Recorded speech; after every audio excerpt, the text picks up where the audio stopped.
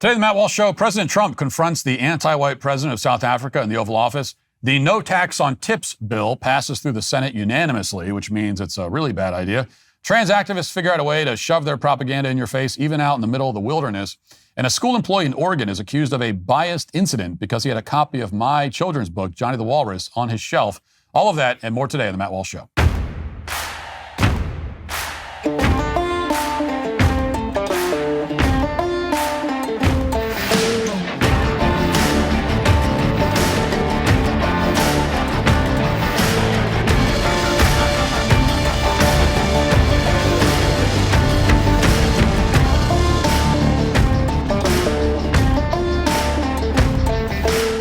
Our Daily Wire Plus Memorial Day sale is live now. Get 40% off your annual membership. Use code DW40 at dailywireplus.com.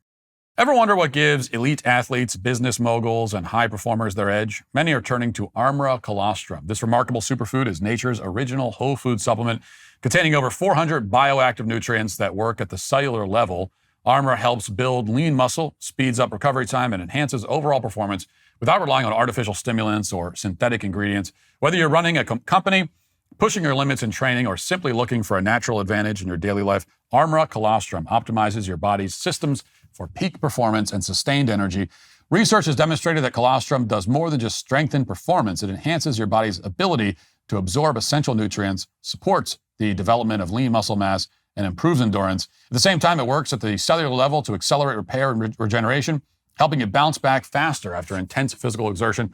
Plus, Armra Colostrum can also support your microbiome and balance and strengthen immune defenses throughout the body. And who doesn't want a stronger immune system? We've worked out a special offer for my audience. Receive 15% off your first order. Go to tryarmra.com/Walsh or enter Walsh to get 15% off your first order. That's tryarmra.com/Walsh. Ever since the death of Nelson Mandela, it's fair to call Cyril Ramaphosa one of the few surviving founding fathers of post-apartheid South Africa. He helped to write the country's new constitution, which would supposedly usher in a new era of prosperity and equality. He also oversaw the transition to the new government. And as South Africa descended into lawlessness and squalor over the ensuing 30 years, Ramaphosa gradually accumulated more wealth and power until he finally became the country's president in 2018. He's currently worth something like $500 million, even as the vast majority of South Africans now live in extreme poverty. What this means is that Ramaphosa is the personification of South Africa's post-colonial experiment.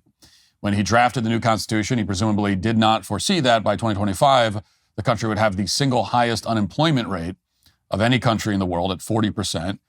He certainly didn't tell anyone that he eventually planned to sign new laws that would disenfranchise and rob white farmers, or that white people would be systematically slaughtered in their homes. But all that has happened. And yet, for all this time, no one, and certainly no world leader, has held this deranged despot accountable for any of that. Instead, it's been something of a tradition in Washington to pretend that South Africa is somehow a great ally to the United States and to treat Ramaphosa as royalty, as Joe Biden did a few years ago. But that tradition came to a very abrupt end yesterday in the Oval Office when Donald Trump did something that no other political figure has ever done. He told Ramaphosa to his face in the most public forum imaginable that he's a fraud who is overseeing a white genocide.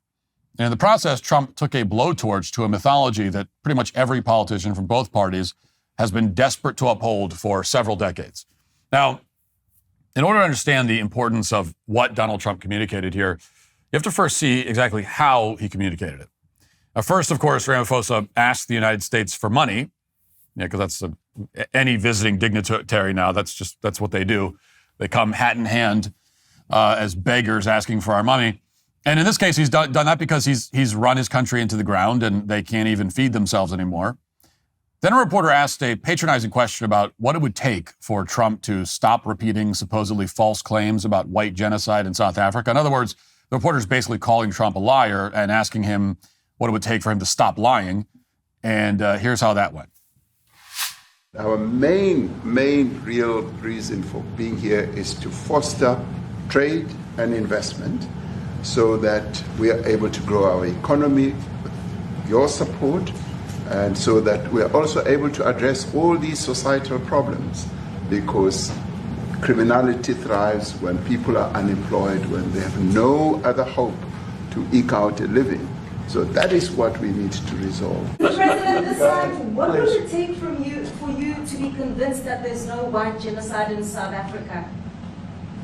Well, I can answer that for the President. It's for him. No, seriously. I'd rather have him answer. Yeah, I'd rather answer that. It will be. Our President will respond to you. Yeah, Thank you, Mr. President. It will take President Trump listening to the voices of South Africans, some of whom are his good friends. So, after begging for cash, Ramaphosa validates what the reporter is saying, is being patronizing to the President of the United States, to our president. He says Donald Trump needs to listen to the people of South Africa in order to stop lying about the alleged genocide of white people. It's probably the most obnoxious answer that he could have come up with, especially after dozens of South Africans just fled the country in fear of their lives.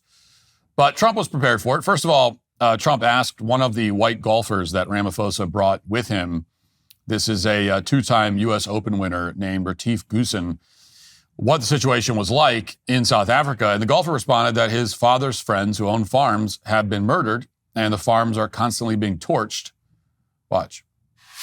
I grew up in an area in South Africa that is a farmland area, Polokwane. Yep. And Yeah. there is some issues up there, obviously. My dad was a property developer as well as a part-time farmer. And yeah, some of these buddy farmers got killed. The farm is still going. My brothers run it. But it's a constant battle with farms they're trying to burn the farms down to chase you away. So it is a concern to try and make a living as a farmer. And at the end of the day, without farmers, there's no food on the plate.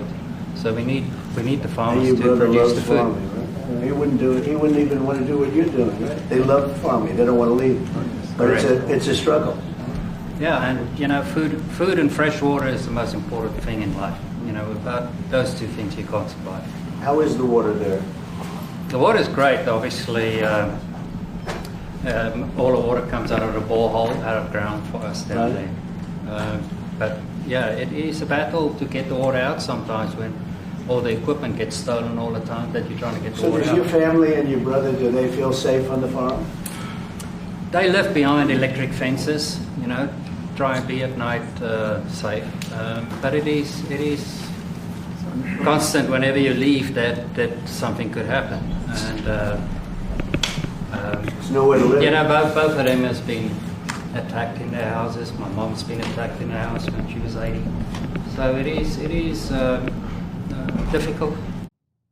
So this is a pretty extraordinary moment because keep in mind, this is one of the golfers that the president of South Africa brought to the Oval Office as part of the South Africa's, delegation, hoping he'd neutralize the supposedly fake narrative, quote unquote, about white genocide. This is one of the people that the president of South Africa demanded obnoxiously that Trump listen to. He said, all you have to do is listen to these people. And then it's this is essentially a witness for the defense, basically. And this is what he says. So it didn't exactly go as planned, which probably tells you something about the level of planning that South Africa's government is capable of. And things only got worse from there as Trump dimmed the lights in the Oval Office and played a tape of South African politicians openly calling for the murders of white farmers. In other words, Trump once again called Ramaphosa's bluff. He listened to the calls for genocide coming from South Africans, and he made Ramaphosa and the rest of the world listen to it as well. And as you watch this, notice the expression on the South African president's face as he genuinely cannot believe what's happening. Watch. It has to be responded to. Yeah, sure. Let me see the articles, please, if you would. And turn the lights down. Turn the lights down, and just put this on. It's right behind you, Johan. There's nothing this parliament can do. With or without you, people are going to occupy land. We require no permission from you, from the president, from no one. We don't care. We can do whatever you want to do. Who are you to tell us whether we can occupy land or not? We are going to occupy land. Yeah. South Africa, a revolution demands that at some point there must be killing, because the killing is part of a revolutionary act. Shoot to kill the mother, kill the poor, the farmer, kill the poor,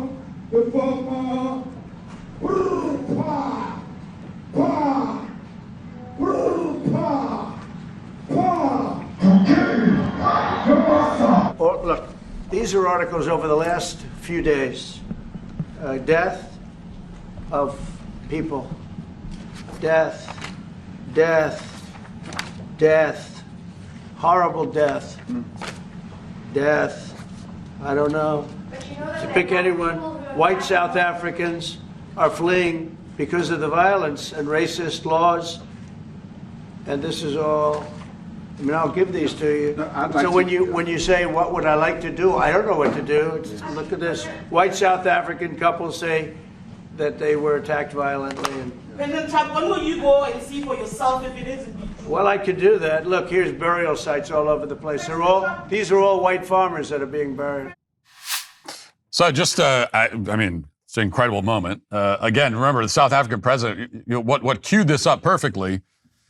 And I mean, you could not have scripted it any better. Where the South African president said, "Well, what Trump needs to do is just listen." And so then Trump says, "Okay, we'll listen. Yeah, let's do that. Hey, what do you think? Let's all listen. Let's all just listen for a moment." Now, if you have listened to this show or been active on social media over the past year or so, then you've seen or heard most of those clips that we just saw there or heard. And you've heard stories like the ones that Trump just cited. And that's because in South Africa, black politicians have openly called for genocide for many years now. White farmers have been tortured in their homes for decades in attacks that are clearly racially motivated. And instead of stopping the carnage, the government has just passed a law allowing the government to seize land from white people without compensating them. All this has been known for a long time. But in their coverage of this Oval Office meeting, the corporate press pretended to be surprised by this footage from South Africa. So before we go back to the Oval Office incident yesterday, let's take a brief look at that coverage. So here's ABC, for example, and watch as they deliberately give the impression that they had never seen anything like this footage before. There was a striking moment when a reporter asked President Trump, what would it take for you to believe that there are not genocide being committed toward these white farmers? And the South African president, Terry, actually jumped in and he said that it would take President Trump's friends, some of whom he brought, it would take President Trump listening to them to understand that what he believes is untrue. And just to point out as well that President Trump, ever the producer in chief, he dimmed the light. He asked the team to dim the lights at one point, rolled the video to try and bolster his claims. You could see that the South African president during that moment was visibly surprised. And at one point said he didn't know where these videos were coming from. He hadn't seen them. We do not know the source, Terry, of the videos that were played. We do not know the source of the videos. Pretty extraordinary. I mean, there's only two explanations for how that reporter could make a statement like that. Either she's monumentally lazy and she's confessing that no one at ABC News is capable of verifying the authenticity of footage that's been available on the internet for years, or she's deliberately lying to ABC's viewers and trying to get them to believe that the footage might be fake. Those are the options. And if anyone at ABC News was actually interested in the truth about what's happening in South Africa, they tell their audience that, yes, the footage is real and the genocide of white people is something that they are openly encouraging over there. Now, for his part, after Trump played the footage in the Oval Office, Ramaphosa offered this response. And as you listen to this, see if you can spot the very familiar sleight of hand trick that he uses. Watch. Let me clarify that. Yeah, Let me clarify that, because what you saw, the speeches that were being made, one, that is not government policy. We have a multi-party democracy in South Africa that allows people to express themselves, political parties to adhere to various policies, and in many cases, or in some cases, those policies do not go along with government policy. Our government policy is completely against what he was saying, even in the parliament. And they're a small minority party, which is allowed to exist in terms of our constitution. but you do allow them to take land. No. You do allow them to take land. Nobody can and then take when land. they take the land, they kill the white farmer. And when they kill the white farmer, nothing happens to them. No, there is Nothing happens to There them. is criminality in our country. people who do get killed, unfortunately through criminal activity, are not only white people. Majority of them are black people. And we have now been utilized. The farmers are not black. I don't say that's good or bad, but the farmers are not black. Now, first of all, he's right that some of the clips show politicians from minority parties in South Africa. That's true. It's not very reassuring, though, for two reasons. First of all, these minority parties are filling stadiums with tens of thousands of people chanting about murdering white farmers. So we're not talking about one fringe politician here. And of course, if it was the reverse, if it was a stadium full of white people chanting, kill the black people, thousands of people saying that, nobody would be reassured by saying, oh, that's just a minority party. So this is a very common sentiment in South Africa. And secondly, as Trump pointed out, the government of South Africa has just signed legislation that calls for white people to lose their homes and their farms without any form of compensation whatsoever. That's a pretty good indication that, indeed, the government is aiding and abetting the ongoing genocide. Now, Ramaphosa had no answer to that. Instead, he simply pointed out that in South Africa, the majority of people who die are black. This is one of those lines that only works if you're a race-obsessed, illiterate moron who doesn't understand the concept of per capita, which, of course, describes most South African leaders. So maybe the talking point works there, but it doesn't work when you're dealing with intelligent people, because intelligent people recognize the significance of the fact that over 80% of the population of South Africa is black. So obviously, most of the people who are killed in South Africa are going to be black. Nobody's disputing that. The relevant question is whether white people, particularly white farmers, are being targeted because of their skin color, and whether they're dying at a rate that's higher than black people, given that they're only something like 6% of the population. And of course, no one in South Africa's government wants to address those questions because they know the truth. White farmers are being killed at dramatically higher rates than you'll see in actual war zones or places like Afghanistan. By some estimates, the murder rate for white farmers is something like 150 per 100,000 people. And that's why white people in South Africa are currently leaving everything behind, their farms, their homes, everything, in order to fly to the United States and stay in, Holiday Inns off the interstate in Idaho. They're not doing that for fun. This is not a tourist trip. They're doing it because their lives are endangered in South Africa. But even after Trump explained all this in the Oval Office, even after Trump played the evidence of white genocide for the press and for the president of South Africa, the corporate press is continuing to lie universally about what's happening in South Africa. They're simply denying that white people are being targeted. So we'll put up a selection of the headlines on the screen now. I'm not going to read all these, but every single one of them accuses Trump of falsely spreading claims of white genocide in South Africa. They say that Trump abused the South African president with lies, even though he literally played 10 minutes of video for him and listened to firsthand testimony from the country. Pretty much every media outlet did the same thing. This is one compilation that Chaya Raichik assembled. Watch. To the dramatic scene in the Oval Office today, the tense confrontation, President Trump ambushing the president of South Africa. Up next, another Oval Office meltdown, President Trump ambushing the president of South Africa. President Trump is being accused of conducting something of a diplomatic ambush of South Africa's president in the Oval Office. To be with you, I'm Katie Tur. President Trump orchestrated another Oval Office ambush today. Today, Donald Trump meeting with the president of South Africa and attempting to ambush and humiliate that leader. Zelensky territory, where essentially he was a bit ambushed inside the Oval Office. Felt like an ambush in there, kind of like the President Zelensky meeting in the Oval Office. This was an ambush. It was orchestrated. Cyril Ramaphosa brought his best diplomatic self to this meeting, but nothing could have prepared him for this multimedia ambush. What started as, to some degree, an ambush. Well, Katie, I mean, it was an ambush. Ambush. Ambushed. Ambush. An ambush. Ambushing. Ambushed inside the Oval Office. So the talking points went out. They're never very subtle about it. And this was shameless. And talk about coordinated. This was coordinated to a pretty amazing degree, even by these people's standards. But there was one outlet that told the truth, seemingly by accident.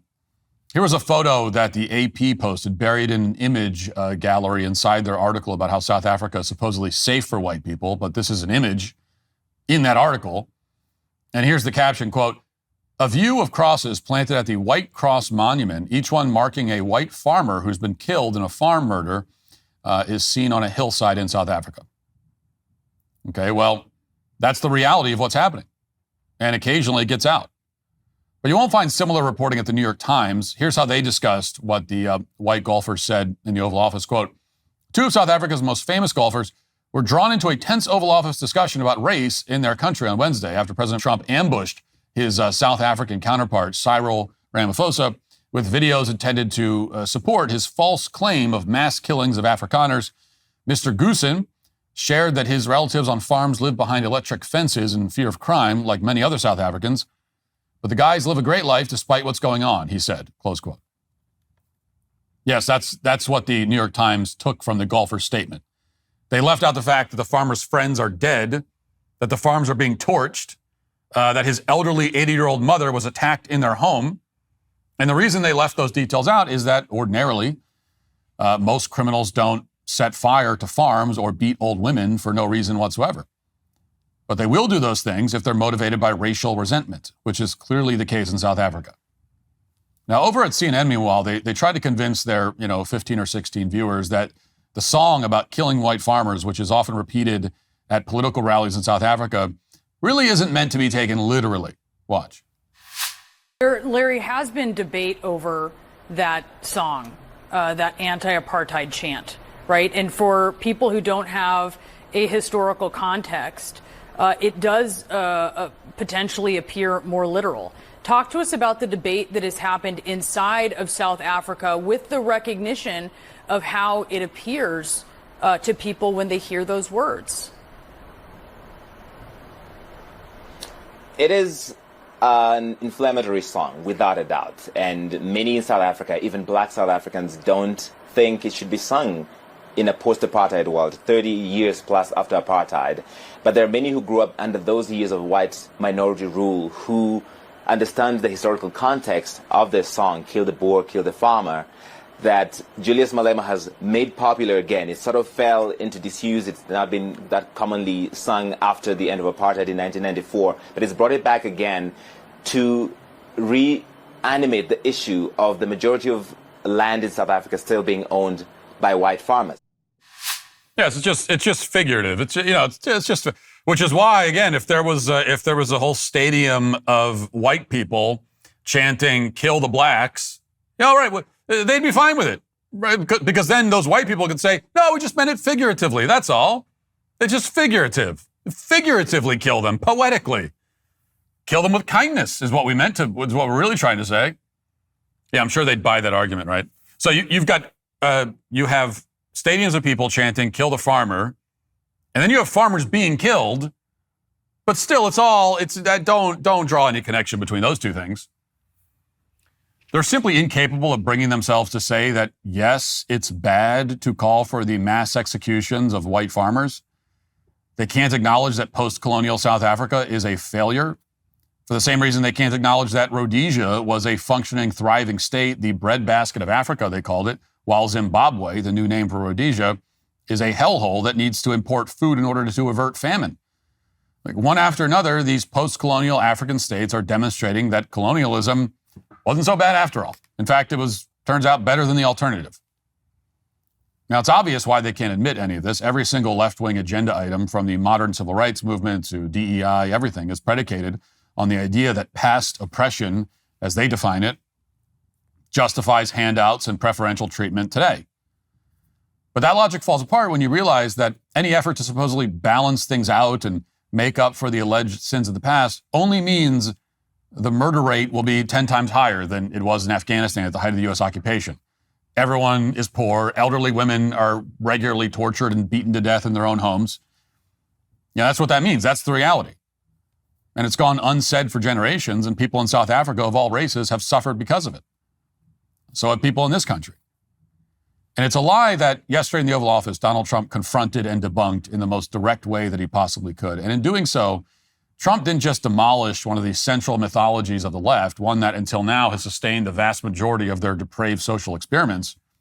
Trump also signaled that in this administration, doublespeak and innuendo are not going to be the default mode of communication with foreign leaders or anybody else. Instead, we'll be direct. We're not going to cower from the truth or sugarcoat it with euphemism. Every single aspect of society would be improved if we all adopted that level of discourse. We need a lot more of this if we're going to reverse the damage that South Africa's leaders have done. And more importantly, if we're going to prevent that ideology from spreading here.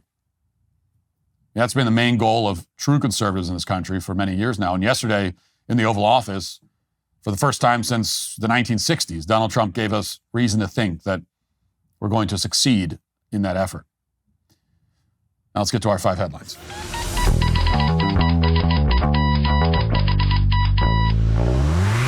I've got vacation days to use, but pretty bored visiting the same places. I'd love to just pack up an RV and see all of America with my family, check back in here at the studio in a few months. Well, if you can relate and you rent or own an RV and you're tired of parking your RV in the driveway, gas tanks on empty, with no trips even remotely planned, then you need Harvest Hosts. With Harvest Hosts, $79 a year gets you unlimited, fee-free overnight stays at 9,500 amazing spots across North America. You can wake up at distilleries, farms, museums, golf courses, even drive-in theaters. Your home on wheels deserves better than another rest stop, and with their wide selection means that there's something for everyone. Discover beautiful new places, support local businesses, and finally use your RV for what it was meant for, actual adventure. Looking at some of their location options makes me want to take a break from the insanity and the culture and rent an RV to head out and do some sightseeing. Maybe I'll just go by myself because 6 kids in an RV might get a little intense. Some of the locations are truly must-sees. My family and I, or maybe just me, would probably start with the Dark Sky Preserves. Plus, using Harvest Host to map out your trip takes all the stress out of it. The host locations are vetted, safe, and well-reviewed, which means you can travel with no worries. And with over 50,000 5-star reviews, you're sure to love your journey. Between now and May 27th, Harvest Hosts has an amazing Memorial Day offer. Head to harvesthost.com and use code Walsh for 30% off your Harvest Host membership. Once again, that's harvesthost.com for 30% off by May 27th. And make sure you use my promo code Walsh so they know I sent you. Now, I've observed on many occasions that while everyone seems to want our lawmakers to work together in a bipartisan way, it is, in fact, the bipartisan ideas that are always the worst. When both Democrats and Republicans get together and agree to do something together, that's when you know that it's just a monumentally bad idea. It's bad enough when one side wants to do something, but when they both want to do it, then watch out. So that brings us to the bill that just passed 100-0 in the Senate. Not a single dissenting voice in the Senate on this bill. NBC News reports, quote, the Senate this week unanimously passed the No Tax on Tips Act in a surprise vote, which could boost momentum for an idea floated by President Donald Trump during his 2024 campaign. If enacted, the legislation would create a federal income tax deduction of up to $25,000 per year. With some limitations, the tax break applies to workers who typically received cash tips reported to their employer for payroll tax withholdings, according to a summary of the bill. Currently, workers who receive cash tips of $20 or more monthly must report those earnings to employers, according to the IRS. Cash tips can include funds received directly from customers, tip sharing from other employees, or tips paid via credit card. And so that's the bill. And it passed the Senate 100-0.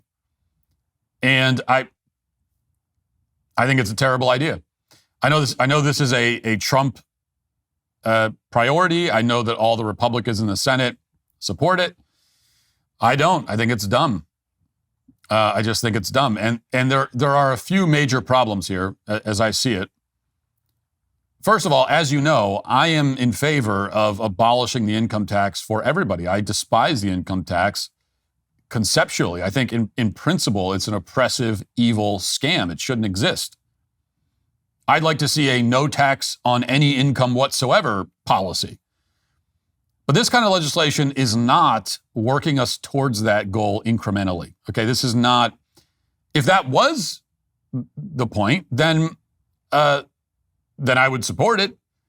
But there's no way in hell it would get 100% support in the Senate if the idea was just to chip away at the income tax gradually until nobody has to pay it.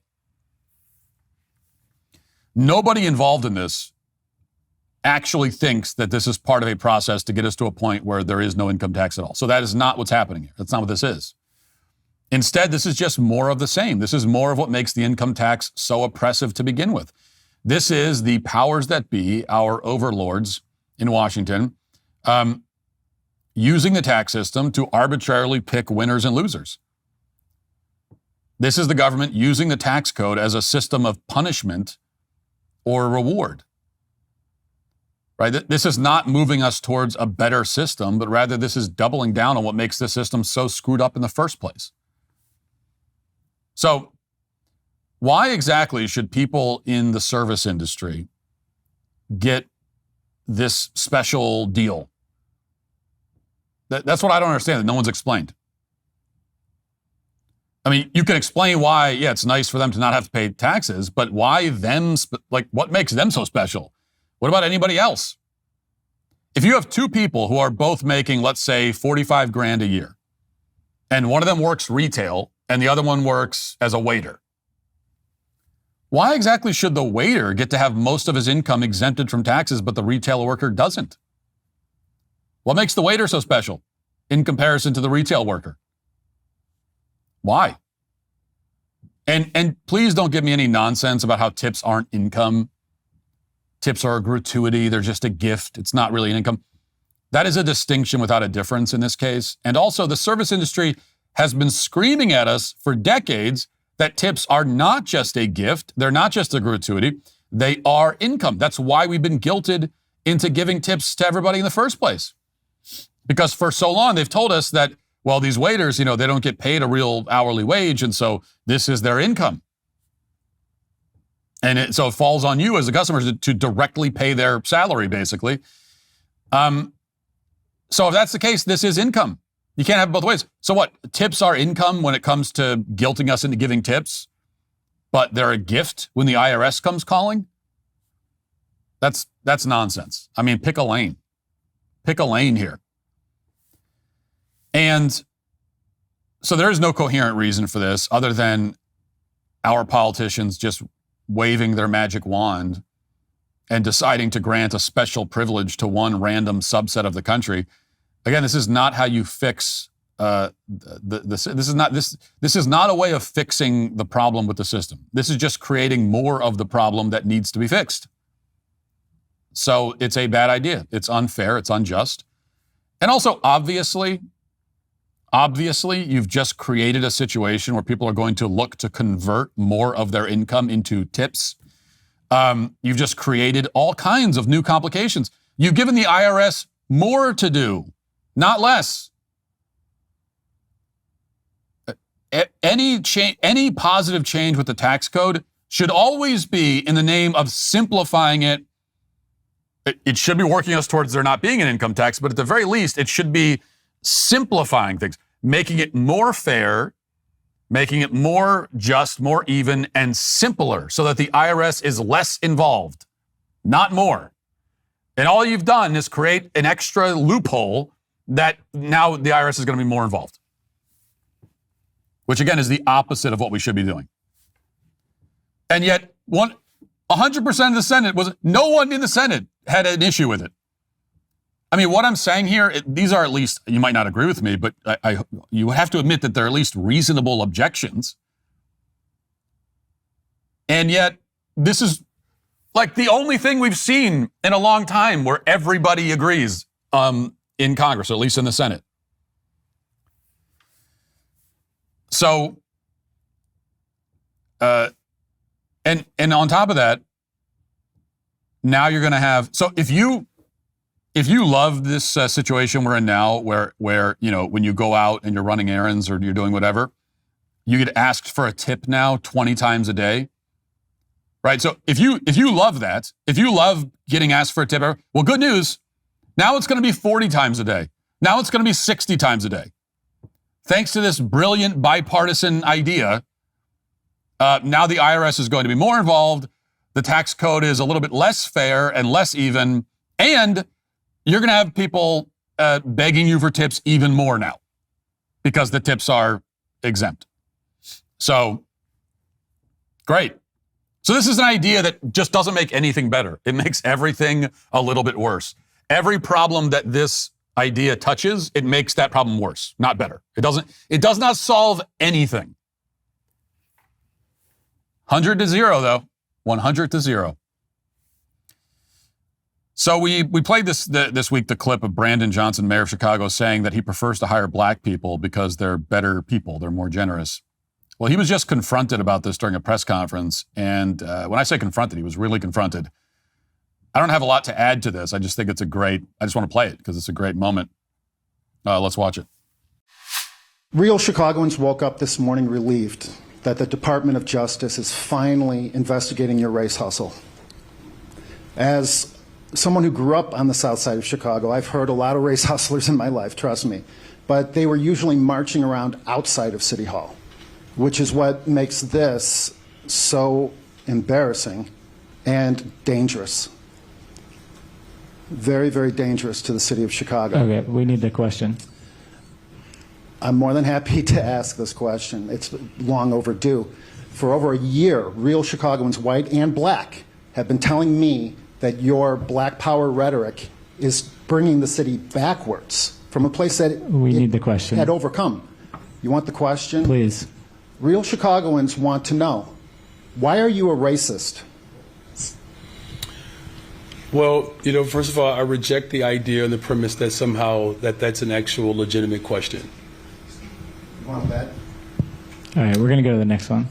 Alice? The next question, my follow-up question is a businessman, Robert Gomez, had his riverfront restaurant license yanked. You said that the reason you hire black people is because they're the most generous race on the planet. His riverfront restaurant license was yanked and given to a black restaurateur. That has, once again, reinforced the belief among real Chicagoans, white and black and Mexican, that you are a racist. What do you say to those people? Again, I reject the premise that somehow that your question has any legitimacy. Thank you for your time. So that is, I believe, that's independent journalist named William J. Kelly. Great question, fair question. And Johnson's response is, first of all, a very dumb person response. I reject the premise that your question has any legitimacy. That's a classic example of a dumb guy trying to sound smart. He could just say, I reject your question. He could say, I reject the premise of your question. But he makes it as wordy as he can because that's his way of trying to advertise his own intellect. He thinks that being smart just means using more words, when in fact it's actually the opposite. Smart people are able to get a point across using fewer words. So this is a dumb response. This is a dumb person trying to sound smart. It's also cowardly. And this is someone who is not capable of defending his position. These race hustlers never are, and also afraid to. He's a coward. They all are. And that's the thing you notice about these race hustlers. Something we noticed when we were making our film, Am I Racist? Available now on dailywire.com. That they're just such cowards. When they're in a friendly environment, they'll be very explicit about how they feel. They'll just come out and say the thing. Brandon Johnson came out and said he prefers his own race. They're more generous. They're better people. He'll hire them instead of white people. Came out and said it. But when these same people are in an environment where there's a chance of like the slightest bit of pushback, they crumble, they backtrack, they equivocate. And because they're cowards. Dumb, racist cowards. All right, let's put this up on the screen so you can see it. A group of trans activists have put up a giant trans flag at Yosemite National Park. Put up clip 12 there. So they hung it on the famous El Capitan rock formation, and you can see it here. So now we have this giant, hideous thing defacing God's beautiful creation. Imagine you go to Yosemite National Park, all the way out to this rock formation, out in the wilderness, away from the hustle and bustle of daily life, away from all the nonsense and the noise, and you arrive there, and you look up, and you see an enormous trans flag. Even out in the wilderness, you still have LGBT people shoving their nonsense in your face. Even out in the woods. Even out in the woods, you have trans people demanding that you pay attention to them. This is like a much worse version of what happens if you climb Mount Everest these days, as of course I know from extensive experience. But if you climb Mount Everest, You get up 2/3 of the way and there's a line, there's like, you came all this way to the highest point on earth and there's a freaking line you have to wait in. Soon they're going to have a visitor center at the top and like a gift shop and a Dairy Queen. So it's depressing, but this is way worse. So why are they doing this? Well, empty lives, desperate for attention. We know why. But what reason do they give? Here's a guy dressed like a park ranger from somebody's nightmarish acid trip who is going to explain to us why they're doing this. Let's watch. Some carry hate. We carry the largest trans pride flag to ever be flown in a national park and unfurled it on the side of El Cap to prove a point, that trans is natural. The Trump administration and transphobes would love to have you believe that being trans is unnatural, but species that can transition sexes can be found on every continent and in every ocean on planet Earth. So call it a protest, call it a celebration. We are bringing elevation to liberation. They try to erase us from government websites and education systems and libraries. So we raise this flag higher than ever before so every trans person knows that they have people that love them in their corner. The people united will never be defeated. I like how the name tag on this guy's wearing says gay, in case you didn't pick up on that, in case you didn't notice. In case there was any confusion, he's gay. Just so you know, that's a gay guy. I mean, you wouldn't have known otherwise. I know when you look at a dude in a park ranger outfit with a mini skirt wearing like more makeup than a Republican woman on Fox News, when you see all that, I know you must be, you think to yourself, well, that guy must be straight. That's straight all day. That's straight if I've ever seen it. But no, it turns out he's gay. So, I know when you see a dude who, it looks like if Kathy Griffin was a character on Yogi Bear, when you see that, you think that's heterosexual.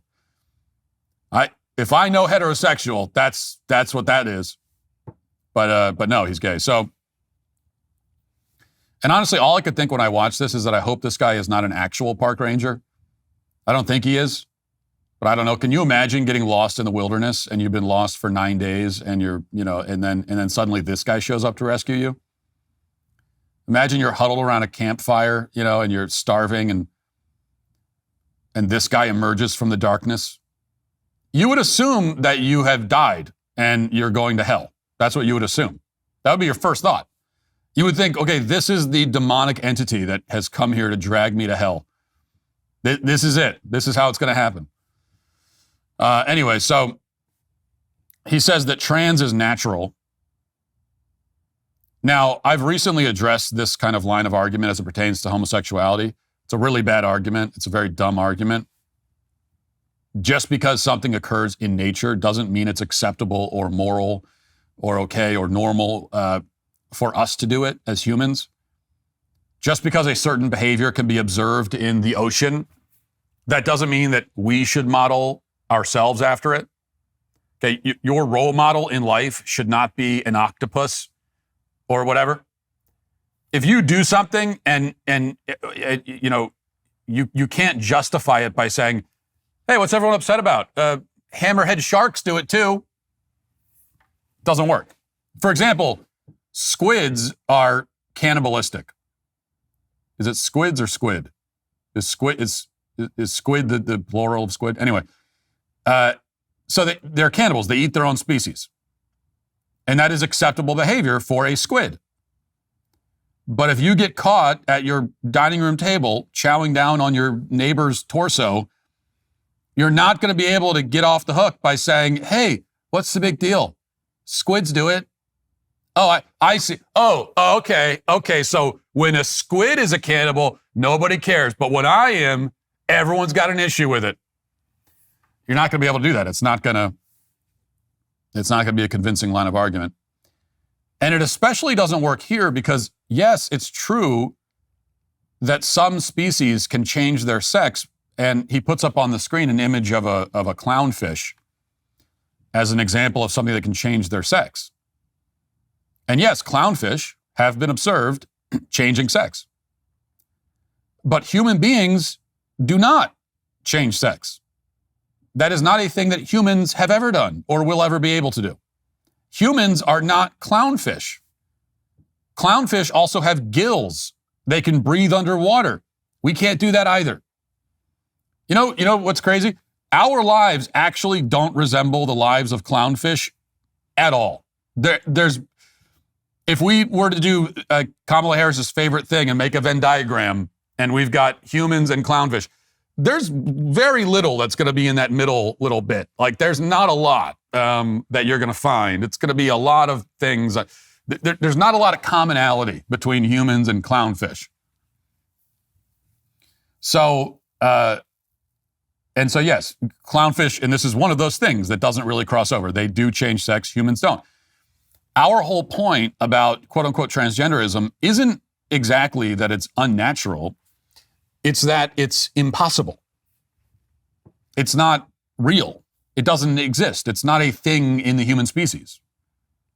Clownfish literally physically change sex, which means that a clownfish with the reproductive capacity of a male can switch and develop the reproductive capacity of a female. This is a survival mechanism in their species. It is not a survival mechanism in ours. Trans people don't do this, even with the help of surgery and drugs and hormones. They still don't do it. There has never been, ever in history, a male human who developed or in any way obtained the reproductive capabilities of a female human, or vice versa. This has never happened, ever. It happens in clownfish, but not in humans. Now, I'll be the first to say, if that did exist, if there was a male human who said, I'm going to transition into a woman, and now suddenly, through some dark magic, actually has the reproductive capacity of a female, can bear children, then I would say that, yeah, okay, well, that's a trans person. The first one. There it is. That's what that would be. But that doesn't exist. It's not a thing in our species. So that's it. And that's why you can take the trans flag down from the cliff there and let everybody enjoy God's creation without your incessant whining. That would be good. Let's get to the comment section. If you're a man, it's required that you grow a beard. Hey, we're the Sweet Baby Gang. Pure Talk, my wireless company, a veteran-led company, believes every man and woman who has faithfully served the country deserves to proudly fly an American flag that was made in America. And that's why Pure Talk is on a mission to give an allegiance flag, the highest quality American flag, period, to 1,000 U.S. veterans in time for the patriotic holidays. Just switch your cell phone service to Pure Talk this month, and a portion of every sale will go to provide these high-quality flags to deserving veterans with plans for just $25 a month for unlimited talk, text, and plenty of data. You can enjoy America's most dependable 5G network while cutting your cell phone bill in half. The average family saves over $1,000 a year. Just go to puretalk.com/Walsh to switch hassle-free in as little as 10 minutes. Again, that's puretalk.com/Walsh to support veterans and to switch to America's wireless company, Pure Talk. There's one thing I agree with from that black guy that says you shouldn't marry outside your race. No, not that part. I'm not racist. He said, Angel Reese can be great in her own right, as Caitlin Clark is as well. Indeed, she can be. All she needs is talent, skill, sportsmanship, intelligence, and most of all, greatness. Acquire those things, and she can be great. Yeah, and also speaking of Ryan Clark, I just saw this morning that apparently, and I didn't know this when we talked about it yesterday, apparently he also has a mixed race kid. He was forced to put out a tweet, I think this morning, where he confessed that he has a mixed race kid, which normally wouldn't be the kind of thing that would come up in a conversation about basketball. I mean, it's not the kind of thing you would normally have to confess. But he, of course, was condemning RG3 for marrying a white woman. And it turns out that Clark has a mixed race daughter. So he's done exactly the same thing. Or in fact, he hasn't done the same thing. He apparently had sex with a white woman and produced a kid, but did not marry the mother. So as opposed to RG3, who married, the mom. So he's a hypocrite a racist, and a deadbeat all at the same time. Just a real catch, that guy. Let's see. Yeah, I'm definitely calling BS on the racial slurs. Someone yelling racial slurs in a multiracial crowd, someone would have caught it, and someone would have made a big deal out about it for the cameras to see, like they did at the BYU volleyball game. Right. Well, exactly. And also just the idea of a raving, shouting racist going to a WNBA game is very funny to me. That's a very funny idea. The idea that someone went to a WNBA game and then looked around and was shocked and appalled by all the black people. That's funny. That would be a good, like old Chappelle show bit or something. Some racist white guy sits down, all excited to watch some WNBA basketball, and then looks around and sees that it's almost all black women and goes, what the hell's this? Since when do black people play basketball? That's pretty funny. So, but I don't think that actually happened. Let's see. I honestly forgot that Starbucks exists until there's something in the news about the employees complaining. People still pay for overpriced bad coffee. Yeah, I'll keep making better coffee at home for cheaper. No, listen, you know what? I'm not going to go along with the Starbucks slander. I mean, slandering the employees is fine, but I will and slander the company and the employees and the corporate office. I will unapologetically defend the product, though. I'm not going to go, this is something conservatives do with a lot of things. I think it's kind of lame, where it's kind of like when you have conservatives that, well, there's some actor who's a lame, woke liberal. And so then they'll also pretend that the actor's not a good actor. And sometimes they're actually not good actors. But oftentimes, no, they're good actors. I mean, they're good at what they do. Not all of them, but many of them are. But they're also woke leftists. And so I think a similar thing happens with Starbucks, where you got conservatives that will pretend, the coffee isn't even good. No, it's pretty good. We don't have to pretend it's not good. It's the best you're going to get from a chain coffee place. And it's also better than a lot of people make in their homes. I mean, you'll hear from people that say, I can make better coffee in my house. And, and they've got like a $12 drip coffee maker and they're making Folgers. And it's like, well, no, you're not making better at your house, actually. You're not even making diner level coffee at your house. So give me a break. Now, if you're making, if you're going the whole French press route, that's too much effort for me. But if you're doing that, and you got some gourmet coffee beans and you're grinding it yourself, making French press, then yeah, that's better than Starbucks. But I'm afraid to say most of you are not making better coffee at your house, and Starbucks is pretty good. Again, for a chain place, it's pretty good. Now, like a local coffee shop will often be better, but of course, in most places, especially most urban places, most metropolitan places, the local coffee shop is going to be way woker than Starbucks even is. So, if you want to avoid wokeness, if you want to avoid it entirely, that's hard to do and also find good coffee, unfortunately. And look, Starbucks is way better than Dunkin' Donuts. So don't even, give me a break. All these people pretending that Dunkin' Donuts is better. And Dunkin' Donuts is probably a woke company too. They all are. It's probably not as woke. The service at Dunkin' Donuts is also bad in a different way.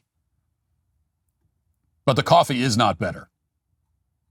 Dunkin' Donuts coffee is, it's like if you had boiling hot water in a rusty bucket mixed with mulch, and it sat there for 2 days, and then you strained out the mulch and poured it into a cup, and poured it into like a normal sized cup, like a leftist tears tumbler, and then put 19 tablespoons of sugar in it and mixed it all together. That's Dunkin' Donuts coffee. So give me a break. Let's see. Oh, look, another transitional job that people make a career out of, wanting to wear their own flair like it's Office Space or something. Yeah, that's maybe the most absurd thing about the Starbucks strike is, the very fact they have a union at all is ridiculous, because Starbucks isn't supposed to be a career. You're right. I mean, sure, if you want to work your way up and get into management, that could be a career. You want to move over to the corporate side, that could be a career. If your ultimate goal is to open up your own coffee shop or something, that can be a career. There's plenty of careers in the coffee world, but just being a barista on an hourly wage, wearing a name tag, that is not a career. So why are you wasting your time fighting? On top of all the other problems with the whole striking over the uniform, why are you wasting your time fighting with them about it? Just put the stupid thing on, do your job. Hopefully you don't plan to be there for 10 years anyway. Do it to the best of your ability and move on. That's it. It's that simple.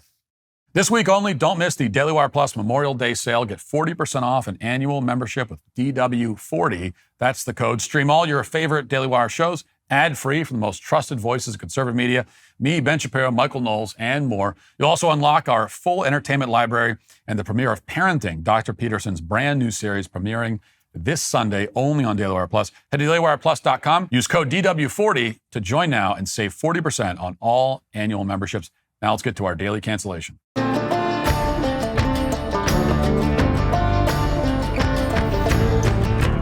Very often people ask me what it's like to be a best-selling, world-renowned children's author. They'll wonder how it feels being a member of one of the world's most exclusive clubs.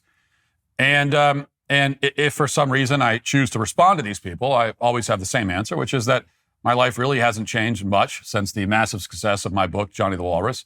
Yes, occasionally I'll get some flattering messages from my peer and very good friend, J.K. Rowling, or, an oversized royalty check might arrive in the mail with millions of more dollars in it from my book. And yes, it's true that Amazon once listed Johnny the Walrus as the best-selling book in the LGBTQ plus category, which has endeared me to millions of trans and non-binary folks all over the world. In fact, many of these fans still follow me around to this day, obsessing over my every move. And yes, the book cemented my status as one of the great wordsmiths of our generation, and frankly of all time. I think most people would agree. But really, I don't think of Johnny the Walrus, which is available now at the Daily Wire's online shop, bundled with a Walrus plushie on sale for the low price of $29.99, as something that I need to promote or talk about very often. The art speaks for itself in this case, and having freed that particular literary dove and released its brilliance and beauty into the world for everyone to enjoy, I have mostly moved on with my life. But the same cannot be said for people who have made the decision to purchase my book. You might think that in a country with the First Amendment, you can buy any book you want, and you certainly think that you could purchase a book about Johnny, a boy with a very active imagination who dresses up as a walrus. To be clear, the message of the book is pretty simple and straightforward. Johnny isn't actually a walrus, and not to spoil it, and people who try to convince him to undergo walrus-affirming surgery and to eat worms are wrong. We're not talking about a classified bomb-making manual here or an Al-Qaeda guide to hijacking an aircraft. We're also not talking about anything deviant or grotesque or explicit or vulgar or anything like that. We're talking about a children's book about a kid who thinks he's a walrus. So how, you might ask, could this book possibly be controversial in any way? How could anyone who buys this book possibly lose their job or be threatened with termination simply for owning it? Well, enter the Intermountain Education Service District in Oregon, which oversees multiple school districts in the state. And the district currently employs a licensed social worker named Rod Theis, T-H-E-I-S. I might be pronouncing that wrong. Currently, Rod decided to place a copy, Rob decided to place a copy of Johnny the Walrus on his desk in his office. And he also displayed two other books on the windowsill called He is He and She is She. This is an office that says staff only on the door, and students are only inside the office when he's evaluating him as part of his job. And here's what the setup looks like. You can see it there. So the book is not exactly shoved down anybody's throat. It's not plastered all over the wall like the various pro-trans, pro-Pride Month propaganda that pretty much every school in Oregon posts everywhere. It's just a book on his desk. No parent or student complained about the book, as far as anybody knows. Not that they have any reason to do so. But that didn't stop the Intermountain Education Service District from demanding that Rod remove the book from his desk and then suggesting that he attend a mandatory re-education seminar entitled making schools safe and inclusive for transgender students. They said that my story about a little boy who pretends to be a walrus is in fact a hostile expression of animus towards students' quote, actual or perceived gender identity. They claim that the mere presence of this book on the desk constitutes a bias incident. And they said that if Rod didn't comply with their demands, that they would fire him. Now, specifically on October 21st, 2024, the principal of one of these schools in the district emailed Rod to discuss, quote, some concerns brought to the principal about a couple of books on display in your office. In that same email chain, the principal told Rod to place the books out of sight. Quoting from the lawsuit, according to Principal Wagner, the staff member was concerned about messages that could be considered offensive to transgender students. When plaintiff asked why this staff person thought this, Principal Wagner responded that the staff member had looked up the books online and then determined that they were offensive, close quote. So in other words, the staff member who complained didn't actually read the book, and the principal, when he read the book, determined that it wasn't offensive or inappropriate. Nevertheless, the principal told Rod that he had to remove the book because he supposedly has to maintain a neutral environment at the school. Now, by November, there was an official bias complaint from a staffer, and the superintendent, who's a spineless coward named Mark Mulvihill, ruled against Rod. He determined that the book's display, quote, amounted to a bias incident because the books, quote, promote a binary view of gender which excludes and invalidates an understanding of gender diversity. And their display, quote, communicates a message of exclusion and diminishes the validity of non-binary and transgender experiences and contributes to an unwelcoming environment which directly contradicts the district's commitment to inclusivity and diversity. Now, to his great credit, Rod did not back down. He secured representation from the Alliance Defending Freedom, the premier Christian First Amendment advocacy group in the country, which won the Dobbs case that overturned Roe v. Wade before the Supreme Court. And now they've stepped in to defend him. They just filed a First Amendment lawsuit against the district to force them to end their censorship. And in their investigation, ADF determined that various schools in Oregon tolerate books that contain, quote, violence, suicide, explicit language, domestic abuse, drug and alcohol use, and sexual content. And those books include the Twilight Saga, the Hunger Games. There are also books that feature same-sex relationships and non-binary characters, which are on display and available for students to read in sixth grade classrooms.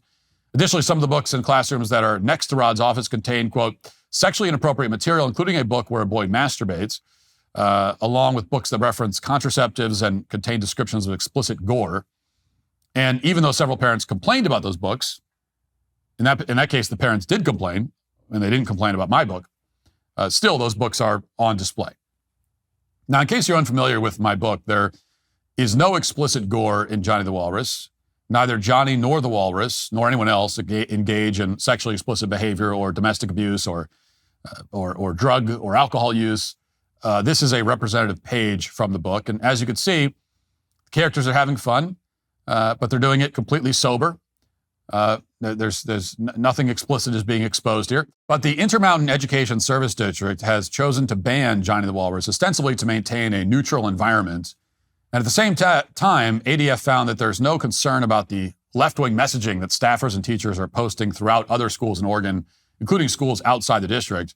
One special education teacher displays a pride flag, for example, and a counselor has posted various BLM slogans all over the place. But apparently there's no concern in these Oregon schools that any of this messaging might upset, say, a conservative student or disrupt the neutral environment. So why is that? Well, according to the lawsuit, the assistant superintendent of the district, Amy Van Nice, interrogated Rod at one point, and her interrogation gives us a window into the worldview of these people. And apparently the assistant superintendent asked him, and this is verbatim from the lawsuit, quote, why can't Johnny be a walrus? And that about sums up this whole incident, as well as the logic of trans activists more generally. Why can't Johnny be a walrus? It is the perfect encapsulation of how mindless and truly sinister these people are. Johnny can't be a walrus because he's not a walrus. He's a fictional human, not a fictional walrus. My book is intended for children between the ages of 3 and 7, and every single one of them can grasp this concept very quickly. But the middle-aged representatives of this district, who are supposed to serve the interests of taxpayers, are pretending not to understand it. Or maybe they actually don't understand it, which would explain the quality of the education system in this country. Now, at this point, it won't be enough for Rod to win this case. Superintendent Mark Mulvihill, along with the assistant superintendent and HR director Amy Van Nice, need to be fired immediately.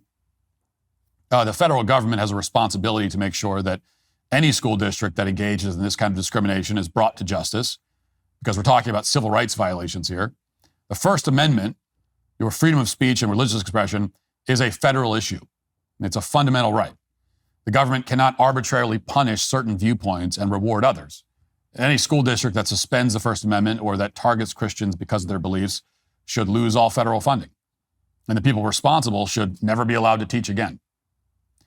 Now, to be clear, I'm not saying that any teacher should be able to place any book they want in the classroom or plaster any message they want on the walls.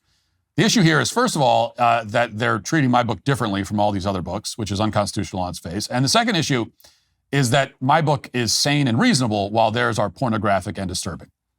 Each one of these issues independently is grounds for Rod to win this case.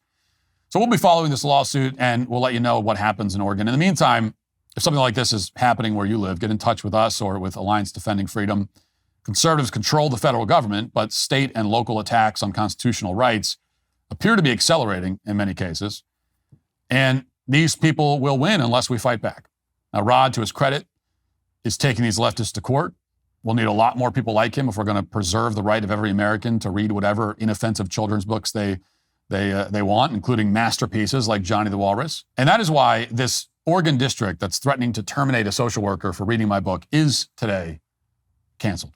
That'll do it for the show today. And this week, we're off for the weekend and Memorial Day. We'll see you on Tuesday. Have a great weekend. Godspeed.